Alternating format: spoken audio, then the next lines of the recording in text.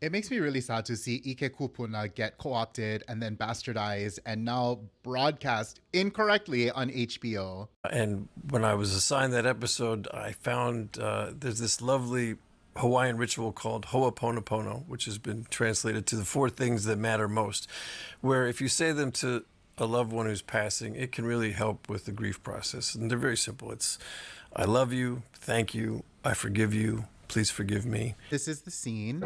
I had a teacher, mentor, who told me about a Hawaiian ritual called Ho'oponopono. First and foremost, that is not what Ho'oponopono actually is. Ho'oponopono is a collective practice. The word Ho'oponopono means to correct. The practice Ho'oponopono is all about conflict resolution, and it functions as a tool to promote social cohesion. Social cohesion is necessary in Hawaiian society because our culture is a collective culture. We prioritize the community ahead of the individual, as opposed to American culture, which prioritizes the individual ahead of community. And it's not always cute either.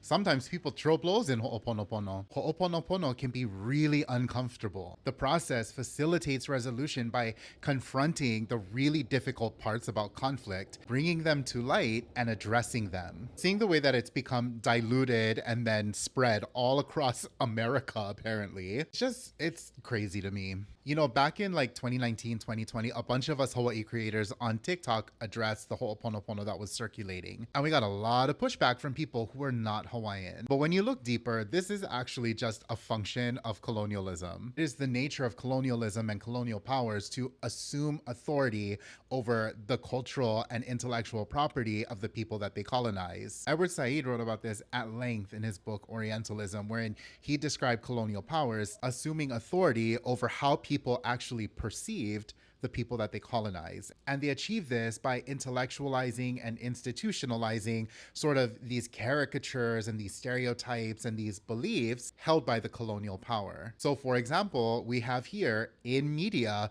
where somebody who is American is talking about a Hawaiian cultural practice incorrectly, mind you, as an authority. And the part about this that is really concerning is not the practice itself. Like, you want to say those four or whatever, go right ahead. I hope it brings you peace. But talking about Hawaiian practices in such a way that other people actually believe you, who then push back against people like us, robs us of the opportunity to meaningfully direct the conversation. I guess the key takeaway here is whenever you want to learn about a Hawaiian practice, talk to a Hawaiian who is actually practicing their culture. Because those of us who grew up with family who actively did Ho'oponopono, watching something like this on a popular HBO show just kind of kicked us in the side of the head.